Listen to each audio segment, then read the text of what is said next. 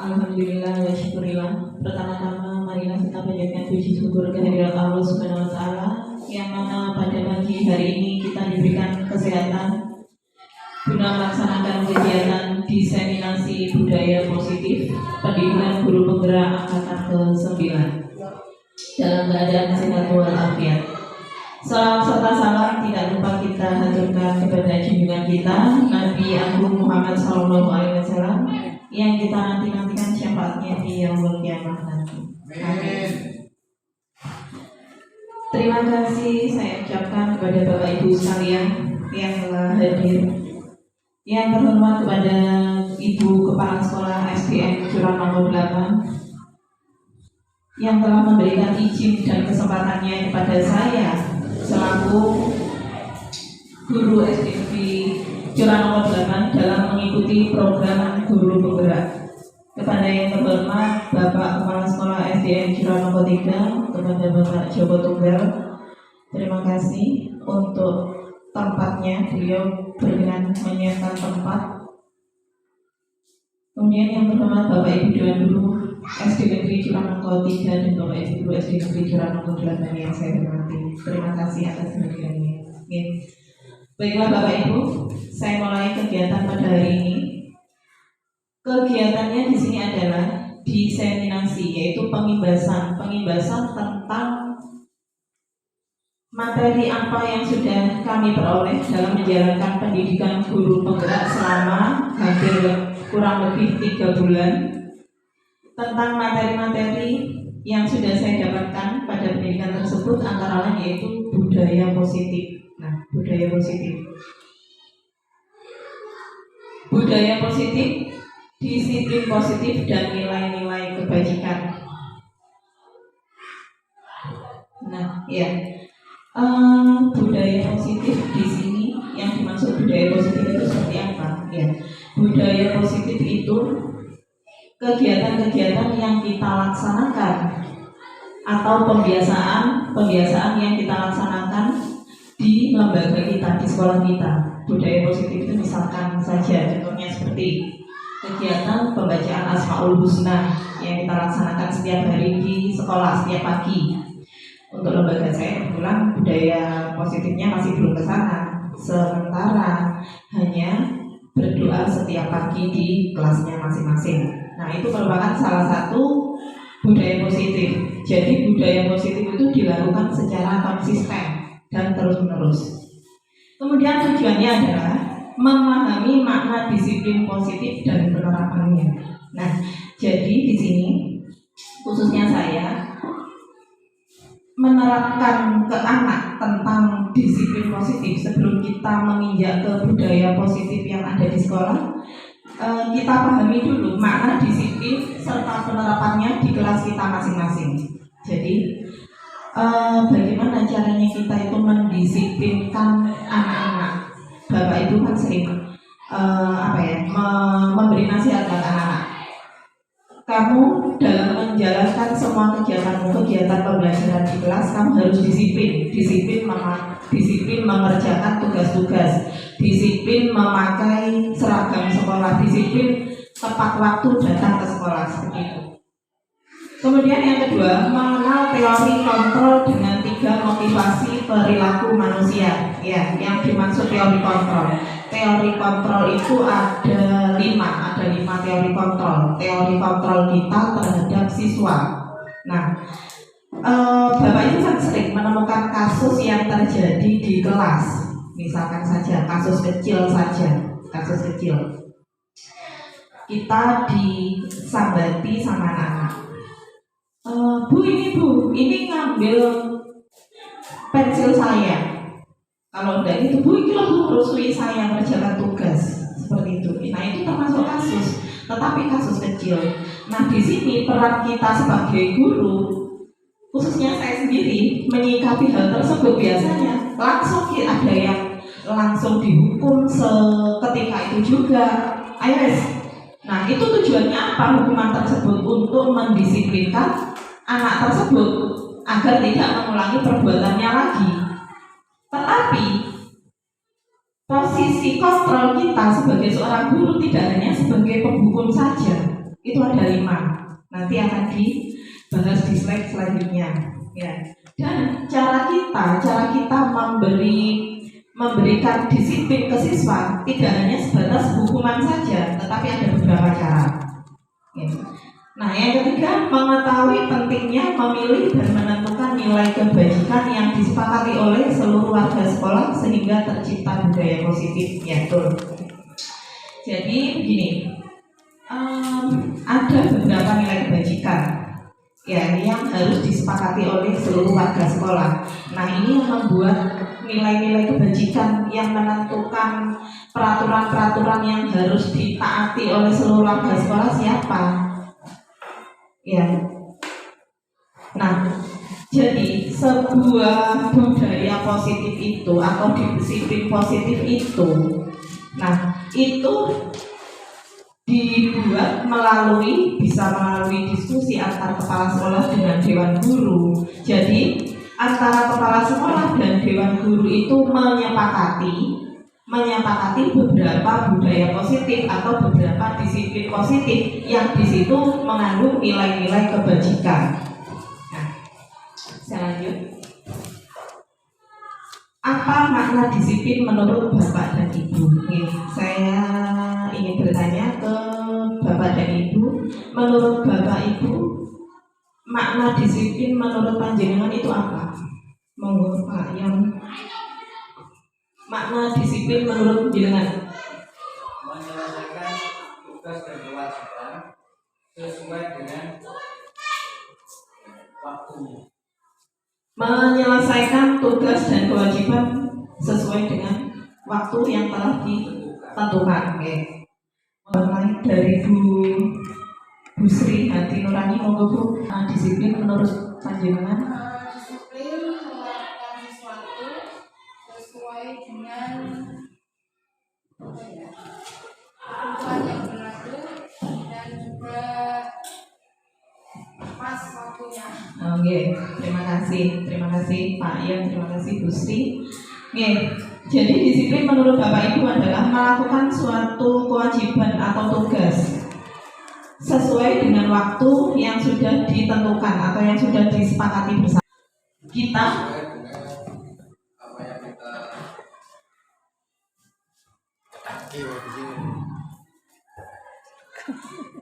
terapkan. Misalnya kalau kedisiplinan pakai seragam ya sesuai dengan itu. Kedisiplinan setiap hari masuk jam 7 misalnya harus kita ingatkan, kita terapkan. Nah, ya. Bagaimana cara membuat murid kita disiplin ya sesuai apa yang disampaikan Pak Rudi. Kita sebagai guru hendaknya itu mengingatkan tentang peraturan-peraturan atau tata tertib sekolah yang sudah dibuat. Nah, kemudian siapa yang bisa mendisiplinkan murid? Monggo Bu Kiki, yang bisa mendisiplinkan murid itu siapa? Menurut Bu Kiki, siapa Bu? Bu gurunya berarti wali kelasnya ke? Enggak harus wali kelas. Harus gurunya ke? Siapa yang bisa mendisiplinkan murid? Ya guru. Menurut Bu Kiki gurunya ya bisa wali kelasnya, bisa kepala sekolah, atau bisa guru yang lain. Saya lanjutkan. Nah, ini Bu. Ini ada kegiatan mengepalkan tangan. Oke. Jadi Bapak Ibu berpasangan ya, 2 orang mengepalkan tangan. A dan B. Nah, yang A ini mengepalkan tangannya. Kemudian teman Bapak Ibu yang B ini berusaha, ini yang saya ibaratkan begini, jenengan itu memegang sesuatu yang berharga, sesuatu yang penting, ya sangat penting sekali untuk jenengan. Bisa jadi itu uang, bisa jadi itu berlian atau apa, pokoknya itu sesuatu yang penting. Jenengan genggam ini sangat erat sekali, jenengan pegang. Nah, kemudian teman Anda Ini berusaha membuka kepalan tangan tersebut. Membuka kepalan tangan tersebut. Nggih, coba nggih.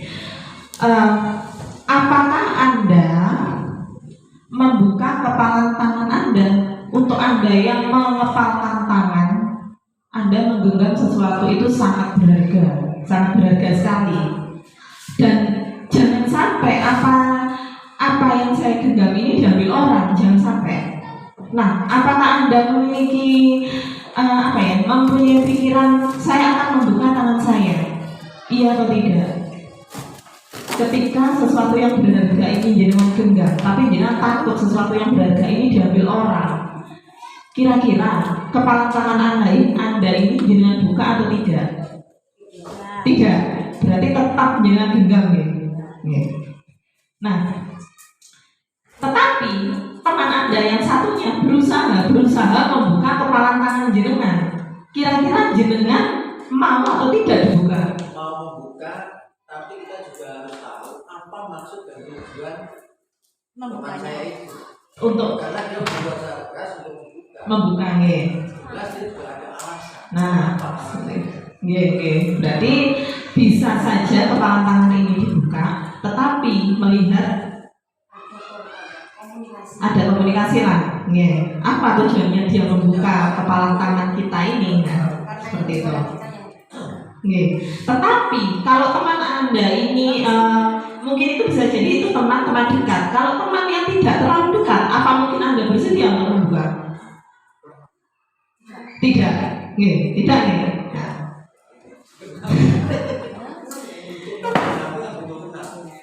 Seperti itu. Ya, kemudian ada yang tiga.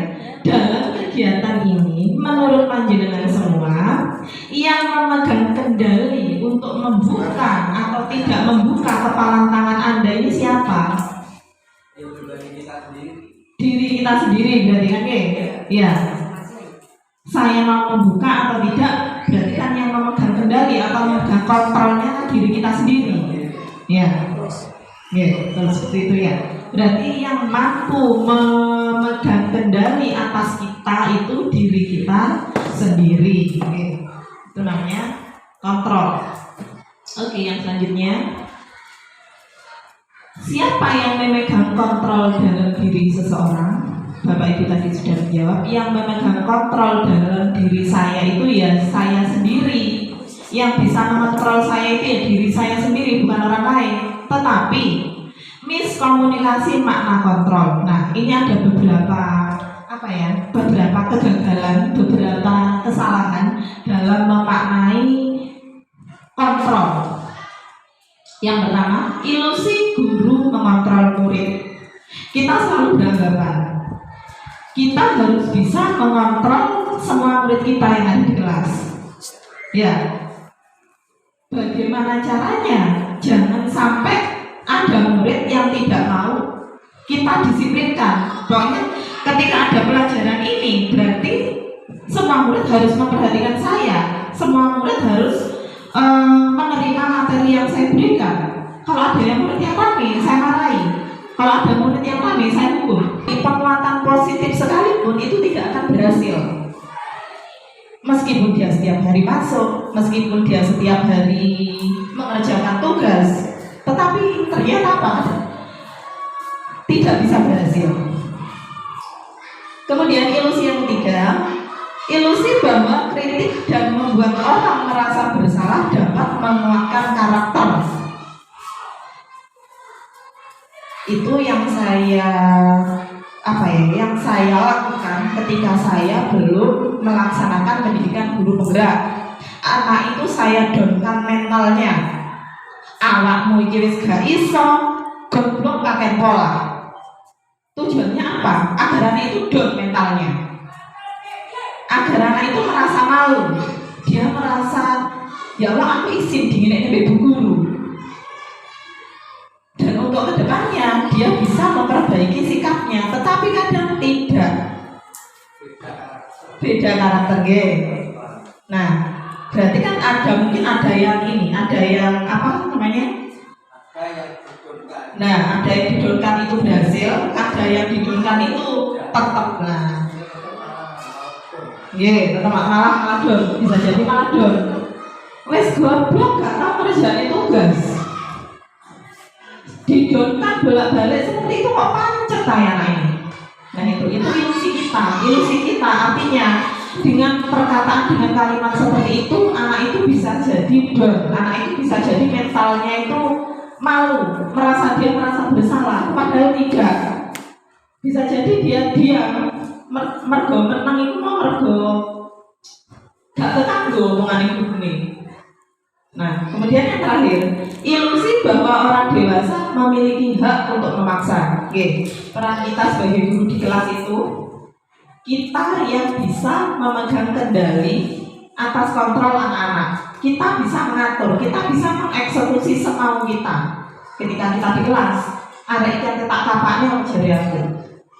Ya, kemudian misalkan saja ketika pembelajaran disuruh mengerjakan tugas, kan tidak mungkin beberapa anak itu katakan dia mengerjakan tugas dengan sempurna, tidak ada yang telat, tidak ada yang males, tidak ada yang seperti ini, kan tidak mungkin, pasti ada saja, 1-2 anak itu pasti ada saja.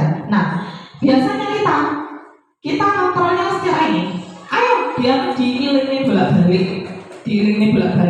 Nah, kita tuh maksa, gelem gak gelem, mau gak mau tugasmu harus selesai sebelum jam istirahat, seperti itu.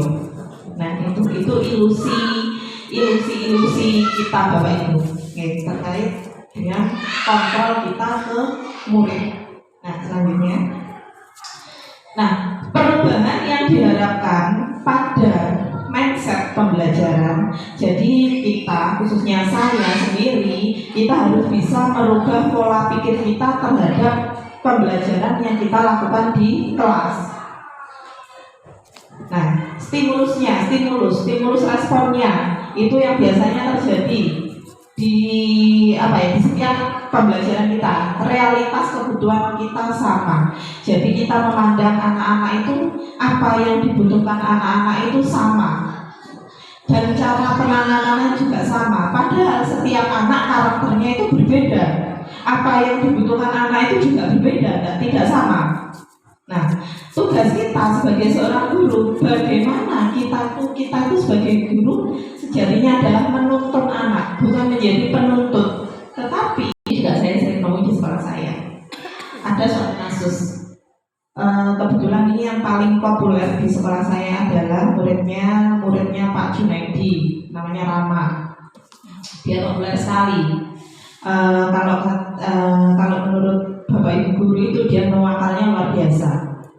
Nah, ketika dulu saya wali kelasnya saya dulu, dia itu nakal sekali, seumur mengganggu temannya itu senang. Padahal yang berhadapan setiap harinya di kelas itu saya. Tetapi saya memberikan pemikiran ke rekan-rekan guru saya, Bu, anak ini nakal, anak ini deket, anak ini senang bodoni kancane. Padahal bapak ibu yang lain itu belum tentu tahu nakalnya Rama. Tetapi karena itu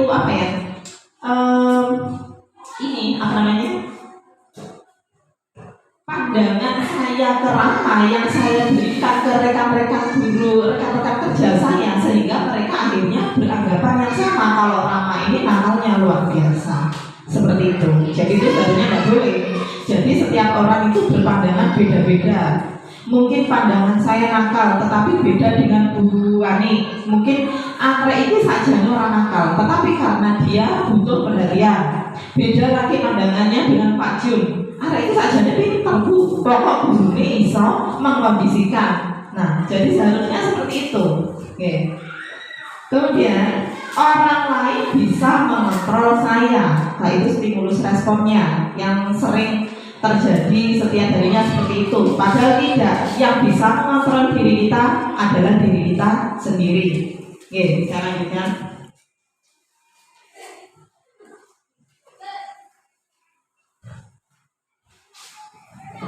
Memahami konsep disiplin menurut Ki Hajar Dewantara. Ini ini tadi sudah dijawab oleh Bu Sri dan Pak Suryono. Disiplin menurut Bapak itu adalah menjalankan kewajiban atau tugas sesuai dengan waktu yang telah ditentukan. Seperti itu.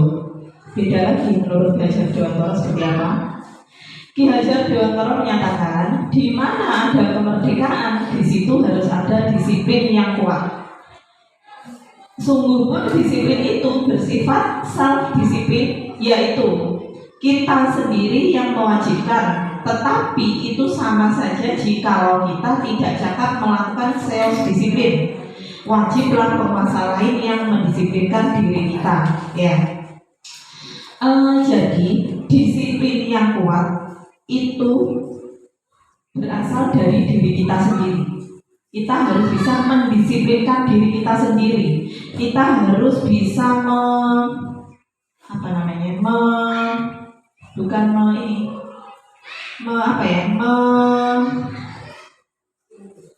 menstimulus diri kita sendiri. Jadi disiplin itu tidak perlu tidak perlu dioyak-oyak orang lain. Kamu harus ini, kamu harus taat peraturan ini. Tetapi disiplin itu munculnya dari diri kita sendiri. Ya.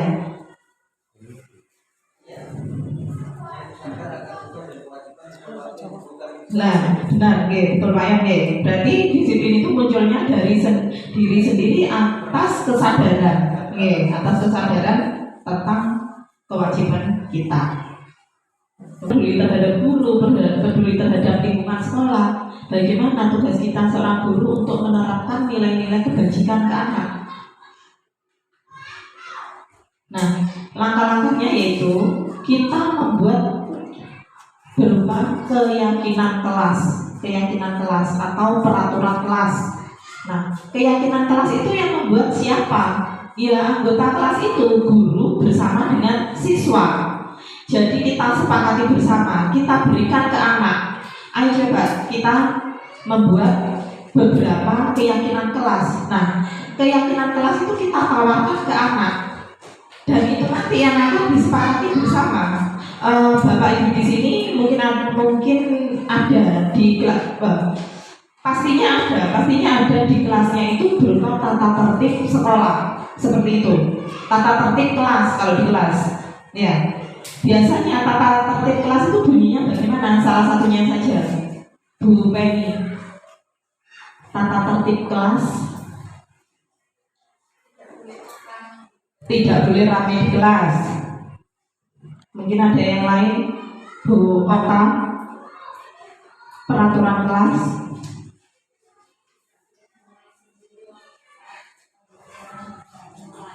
Tidak boleh ramai sendiri saat pembelajaran dimulai. Nah, itu beberapa peraturan kelas. Nah, yang membuat peraturan kelas itu siapa? Guru. Itu dulu. Seharusnya yang membuat peraturan kelas tersebut adalah guru bersama murid. Jadi itu nanti terjadi kesepakatan antara guru dengan murid. Kemudian tidak boleh ramai di kelas. Kita kesannya ke anak itu memaksa biar anak itu disiplin. Tidak boleh ramai di kelas, tidak boleh makan saat jam pelajaran, tidak boleh mengganggu temannya, tidak boleh ke kamar mandi saat jam pelajaran. Nah, itu kita kesannya memaksa ke anak. Tetapi di sini Bapak Ibu harus merubah peraturan-peraturan tersebut menjadi kalimat positif. Jadi biar kesannya kita itu tidak memaksa. Tidak boleh makan di kelas. Tidak boleh. Kata tidak boleh itu kalimat negatif. Bagaimana dengan semua itu merubah keyakinan kelas tersebut menjadi kalimat positif? Contohnya, makan dan minum saat jam istirahat. Bisa diganti seperti itu kan, ya? Tidak boleh mengganggu. Tidak boleh apa tadi Bokta? Tidak boleh ramai saat pembelajaran dimulai. Nah, kalau kalimat itu diubah menjadi kalimat positif seperti apa?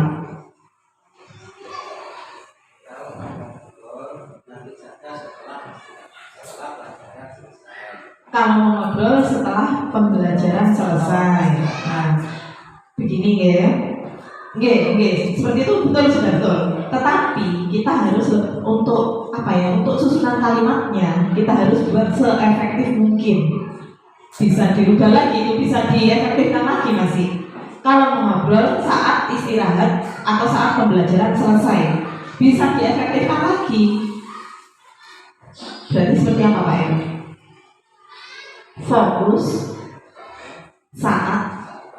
Fokus saat pelajaran.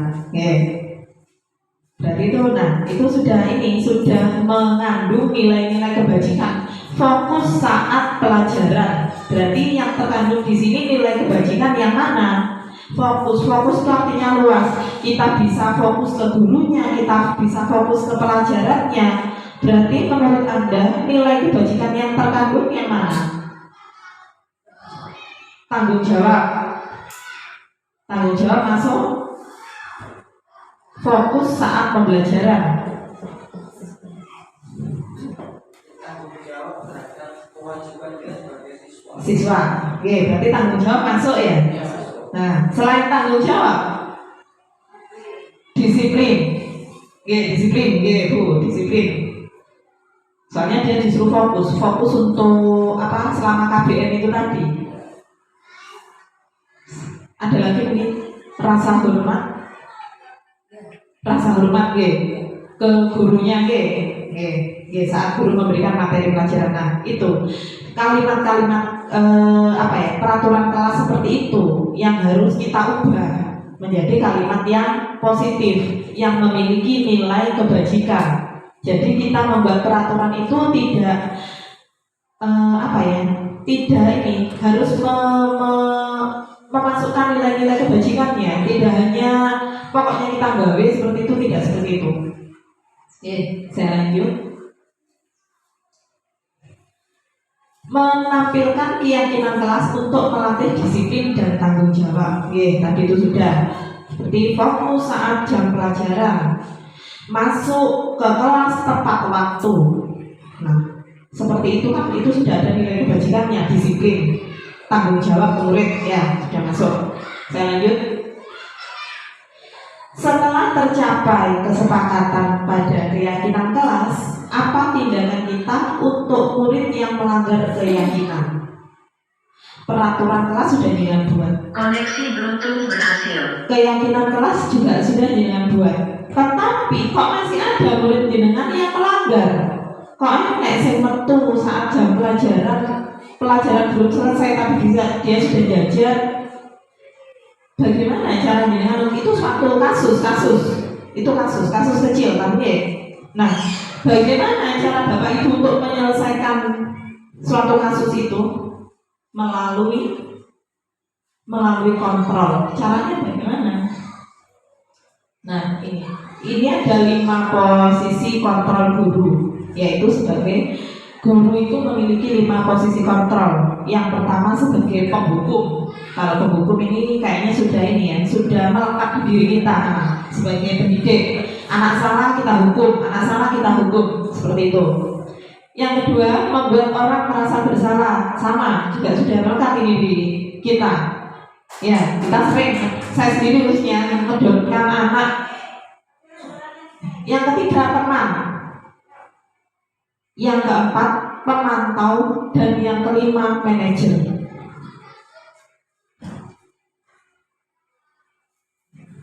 Bapak Ibu, ini ada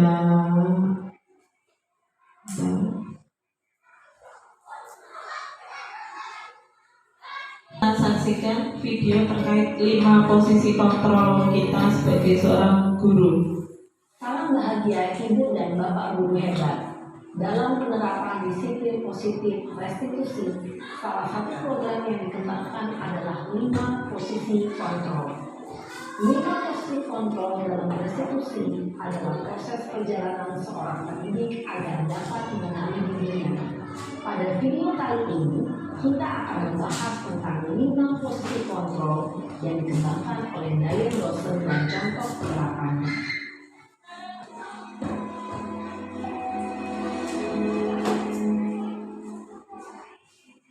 Lima posisi kontrol itu adalah 1. Posisi penghukum. 2. Posisi pembuat rasa bersalah. 3. Posisi tenang. 4. Posisi memantau atau monitor. Dan 5. Posisi manajer. Untuk lebih memahami kelima posisi tersebut, mari kita saksikan kasus kemarin yang terlambat hadir 20 menit di sekolah dan melihat bagaimana kelima posisi kontrol dalam menghadapi masalah tersebut.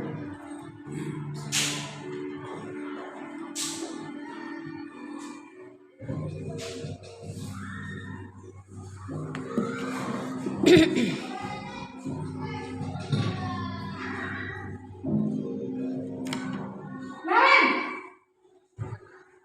Sini kamu! Kenapa Bu? Selalu terlambat. Kamu deh, pasti terlambat. Maaf Bu, saya Apa? Apa coba?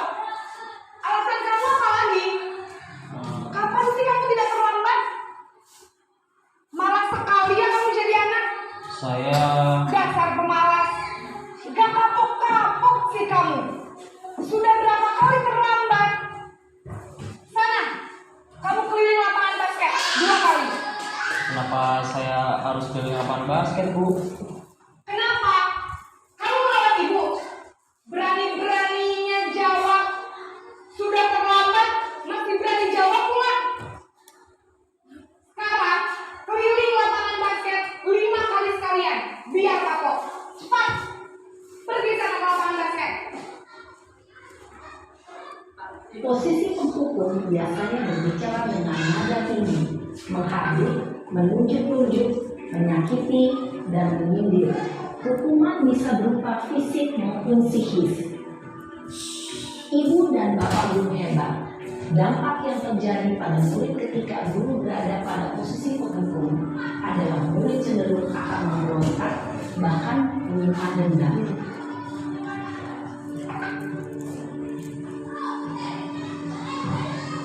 2. Posisi pembuat merasa bersalah.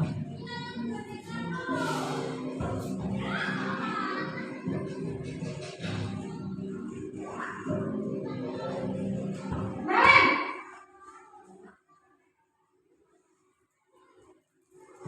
Selamat pagi Bu. Naren. Kamu kenapa terlambat lagi, nak? Ya Tuhan, Naren. Kamu senang ya bikin ibu susah ya? Kalau kamu terlambat lagi, nanti ibu yang ditegur bapak kepala sekolah, nak. Disangka ibu tidak bisa membina kamu. Duh, gimana ini? Bu, maaf Bu. Duh, Gusti Naren. Kamu suka ya kalau ibu tegur bapak kepala sekolah? Terus, sekarang ibu harus tulis apa yang di buku absen? Ini kamu sudah sering terlambat loh. Ibu harus apa coba? Maaf Bu. Maaf sekali. Ya sudah, lain kali jangan bikin ibu susah lagi ya nak ya. Ibu tidak akan kuat lagi kalau kamu begini terus. Bisa jatuhan kalau ibu tegur bapak kepala sekolah. Sana cepat kelas. Maaf ya Bu. Maaf sekali. Posisi pembuat rasa bersalah berbicara dengan nada tenang, cenderung lembut. Namun kata-kata yang diutarakan membuat murid merasa menjadi orang yang gagal. Memandang buruk dirinya sendiri, merasa tidak berharga, dan tidak sanggup membahagiakan orang lain. Ketika guru mengambil posisi pembuat rasa bersalah, murid akan menganggap dirinya yang bersalah dan ia akan menyimpan emosi negatif tersebut di dalam dirinya.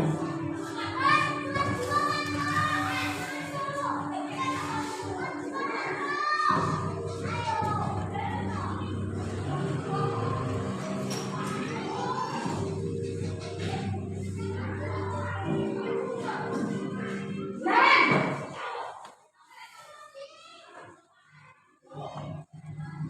Selamat pagi Bu. Wah, sudah jam berapa ini nak?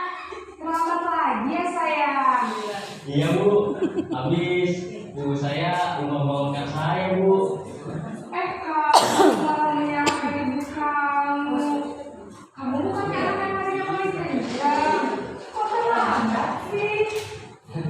Iya Bu, saya memang terlambat bangun tadi.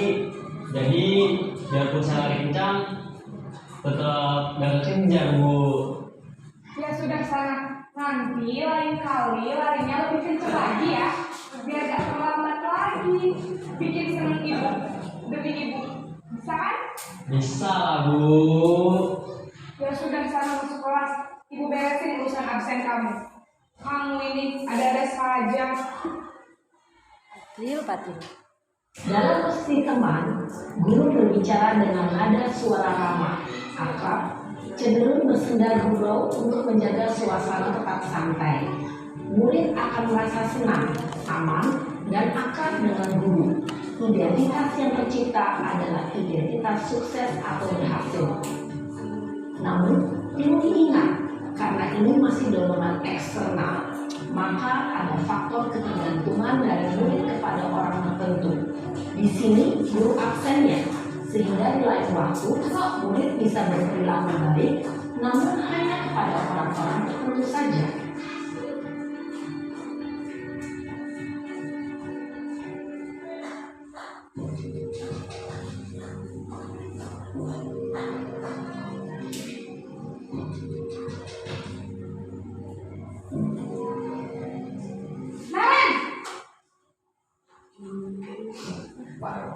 Naren, Selamat pagi Bu.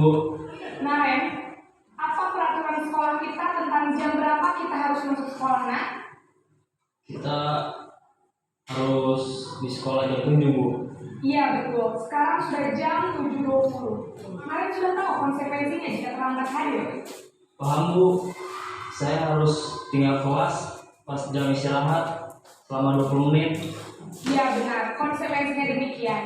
Jadi nanti jam 9.30 pas istirahat, kamu harus tinggal di kelas, kerjakan tugas tambahan untuk ketertinggalan kamu, ya?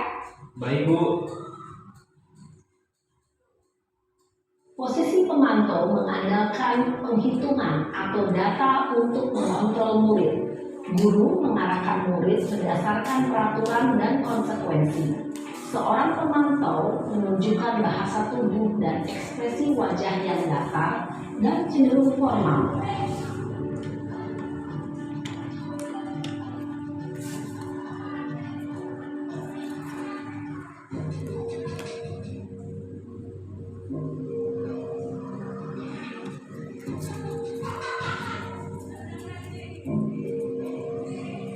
Naren! Selamat pagi Bu. Selamat pagi, Naren. Maaf Bu, saya terlambat. Iya, sekolah masuknya jam 7, sekarang sudah jam 7.20. Jadi sekarang bagaimana ini, Naren? Maaf Bu, saya lupa setel alarm saya semalam. Baiklah, menurut kamu, keyakinan sekolah yang mana yang perlu kamu tingkatkan?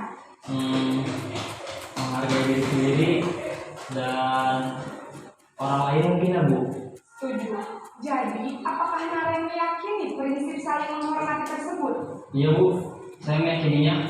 Apakah Naren bersedia memperbaiki masalah keterlambatan ini? Bersedia Bu. Bagaimana kamu akan memperbaiki masalah keterlambatan ini?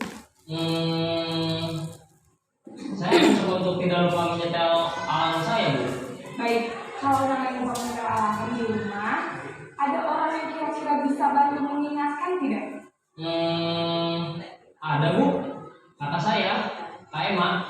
Ada lagi selain Kak Emma? Selain Kak Emma, ada ibu saya. Baik, jadi yang mengingatkan Naren adalah Kak Emma dan ibu kamu ya? Kira-kira akan mulai setel alarm kapan nih, Naren? Setelah pulang sekolah, akan segera saya lakukan. Baik, jadi Naren akan setel alarm untuk bangun besok pagi dan akan diingatkan oleh kakak dan ibunda Naren ya. Ada lagi yang mungkin perlu dilakukan, Naren, agar tidak terlambat bangun lagi. Tidak ada Bu. Baik, Naren, terima kasih untuk kerjasama kamu. Sekarang kamu perlu kembali ke kelas untuk belajar. Baik Bu, terima kasih. Posisi manajer adalah posisi kontrol yang disarankan untuk membimbing murid memiliki sikap disiplin yang positif, yaitu murid yang mandiri, bertanggung jawab, dan dapat memecahkan masalah. masalah. Tujuan dari posisi ini adalah agar murid dapat berefleksi atas tindakannya. Guru akan dengan tulus memberikan pertanyaan-pertanyaan bermakna, sehingga membuat murid dapat belajar dari kesalahannya dan mencari sebuah solusi untuk menyelesaikannya. Ibu dan Bapak guru hebat, setelah mengamati adegan kelima posisi kontrol tadi, kira-kira posisi mana yang paling ideal? Posisi mana yang dapat menunjang motivasi intrinsik murid? Ya, tentu posisi manajer. Posisi ini memang posisi ideal yang ingin dituju setiap pendidik. Pada posisi inilah, guru dapat menerapkan disiplin positif yang berpihak pada murid, yang memerdekakan murid. Perjalanan seorang pendidik tentunya tidak mudah untuk sampai pada posisi seorang manajer. Namun, tujuan kita pasti, yaitu menciptakan murid-murid yang mandiri, merdeka, dan bertanggung jawab. Semoga penggambaran 5 posisi kontrol yang telah diperlihatkan ini dapat menjadi ajang refleksi bagi kita semua, agar dapat terus mengasah dan menerapkan disiplin positif yang memerdekakan murid. Mari terus berlatih dan bersemangat. Selamat menerapkan. Salam dan bahagia, Ibu dan Bapak guru hebat.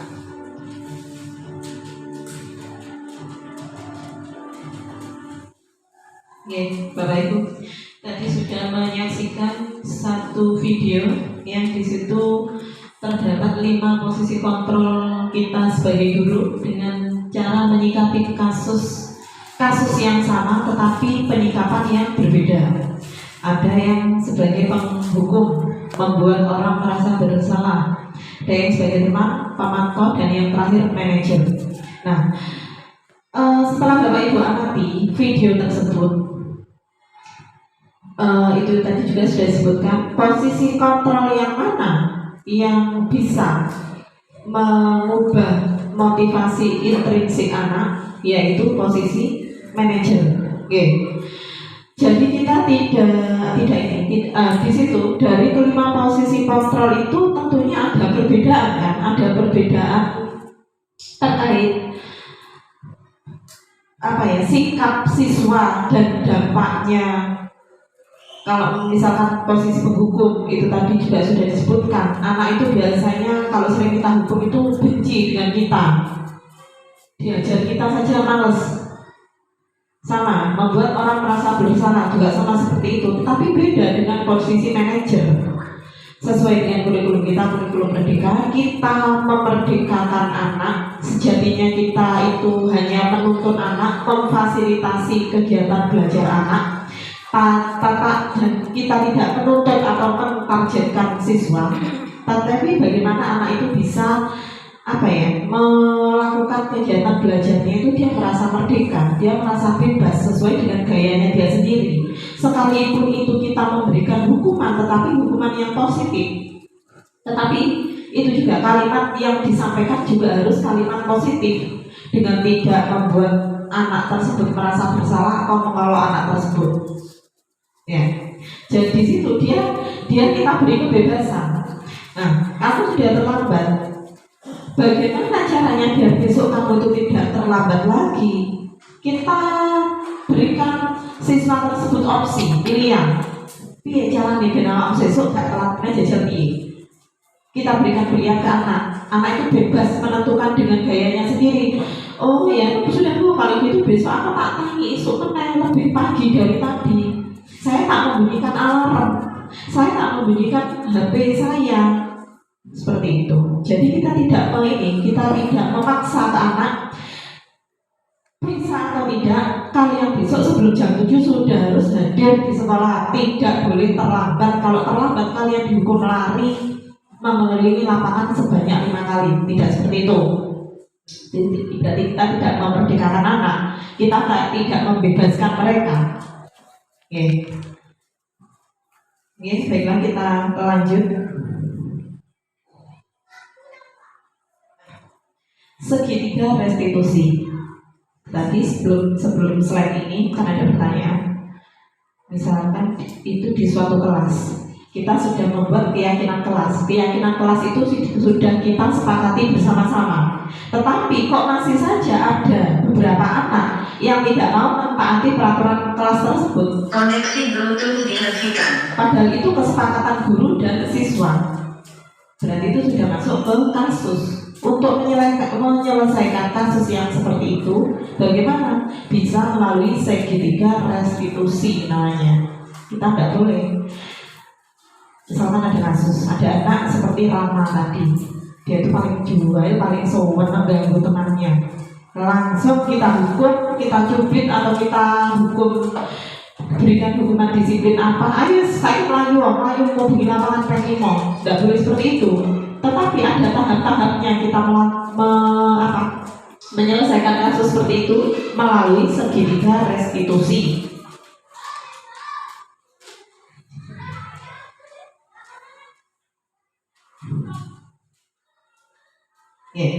Melalui segitiga restitusi. Nah ya, itu ada namanya saja sudah segitiga. Berarti ada 3 tahapan yang harus dilalui dalam menyelesaikan suatu kasus.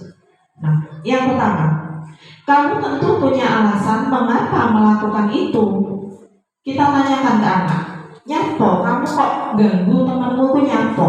Jangan kita langsung memvonis anak tersebut, nyapo. Biarkan dia menceritakan dengan gayanya dia sendiri. Alasan apa? Kok nyapo, kok sampai ganggu temanmu nyapo? Tuh, tahap yang pertama. Kemudian tahap yang kedua, setiap orang pasti pernah melakukan kesalahan. Ya, setiap orang pasti pernah melakukan kesalahan. Nah, setelah dia cerita dengan gayanya dia, lo aku lebih diganggu di C, aku gak kira gempok kalau saya itu gak diganggu. Dia punya alasan. Ya, nah alasannya itu kita stabilkan, identitasnya itu kita stabilkan. Nah, berarti kita stabilkan. Berarti kamu tadi gempok temanmu ini mergo kamu dijalari di C, dijalari di C. Itu namanya menstabilkan identitas. Oke. Kemudian tahap yang ketiga, keyakinan kelas apa yang telah disepakati. Nah, kamu ingatkan, maaf, Bapak Ibu guru ingatkan tentang keyakinan kelas yang sudah dibuat setelah melaksanakan 2 tahap tadi, 2 tahap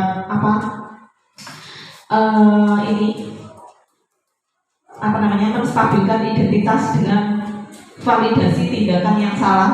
Itu langkah yang terakhir, yaitu menanyakan keyakinan. Jadi kita seperti siapa tadi namanya yang di video tadi, seperti Narek. Nah, yang di posisi kontrol yang terakhir, Narek, kamu sudah tahu keyakinan atau peraturan sekolah yang sudah dibuat bagaimana? Jadi kita tanyakan kembali, iya aku sudah tahu. Nah, apa keyakinan kelasnya? Peraturan kelasnya itu apa?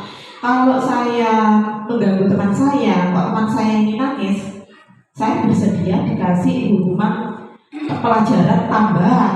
Berarti kamu nanti sebelum istirahat, kamu harus istirahatmu harus mundur, kamu harus melakukan mengerjakan tugas tambahan seperti itu. Jadi anak sendiri yang kontrol itu kita kembalikan ke anak. Jadi tugas kita sebagai manajer kita hanya mengalarmi saja, kita hanya mengingatkan seperti itu. Jadi ya khususnya saya sendiri, saya juga mulai sedikit-sedikit merubah perilaku terkait cara mendidik anak dengan kita tidak memaksa, dan sesuai dengan filosofi Diajar Dewantara, kalau sejatinya pendidikan itu adalah menuntun kodrat anak, Jadi anak itu memiliki kodrat sendiri-sendiri, dan tugas kita sebagai guru kita hanya menuntun, bukan kita itu sebagai penguasa. Kita itu memaksa anak, kamu harus paham materi ini, kalau tidak bisa kamu saya hukum, tidak seperti itu. Oke, lanjut. Praktikkan segitiga restitusi dengan kasus yang disediakan. Itu tadi di video juga sudah disediakan kasus dan beberapa cara penanganannya melalui 5 posisi kontrol. Nah, sebetulnya apa sih yang membuat seorang anak atau murid melakukan kesalahan? Karena itu tentu memiliki sebab. kenapa dia melakukan kesalahan. Nah, yang pertama adalah bertahan hidup. Bertahan hidup, dia berusaha mempertahankan prinsipnya dia. Kadang dia dikekuk bales, nah aku gak nyalah bu, lah aku disalahi bu, seperti itu. Kemudian yang kedua kesenangan, yang ketiga penguasaan, yang keempat kebebasan, yang terakhir adalah kasih sayang. Dia ingin mencari perhatian ke gurunya dengan cara mengganggu temannya, dengan cara gaduh di kelasnya. Sebetulnya kalau kita paham, kadang saya juga tidak paham. Oh jangan itu mulai tak jiwit seperti itu. Tapi kita kadang tidak paham sebagai guru. Sebetulnya tujuan anak ini itu apa? Dia ingin mencari perhatian ke gurunya. Tuh, oke lanjut. Nah, oke Bapak Ibu, slide-nya sudah habis. Untuk refleksi kegiatan hari ini itu adalah tugas kita sebagai guru sejatinya adalah menuntun kodrat yang ada pada anak agar anak itu terselamatkan tujuan hidupnya. Dia itu memiliki kodrat, misalkan dia itu dari kecil sudah pinter pinter melukis lah kasarnya, melukis. Bagaimana kita itu sebagai guru, kita menuntun kodratnya dia, mengembangkan kreativitasnya dia, supaya kreativitasnya anak tersebut itu bisa berkembang. Kalau mungkin ketika dia sudah besar, dari kreativitasnya itu dia bisa menghasilkan sesuatu untuk menunjang hidupnya, seperti itu. Jadi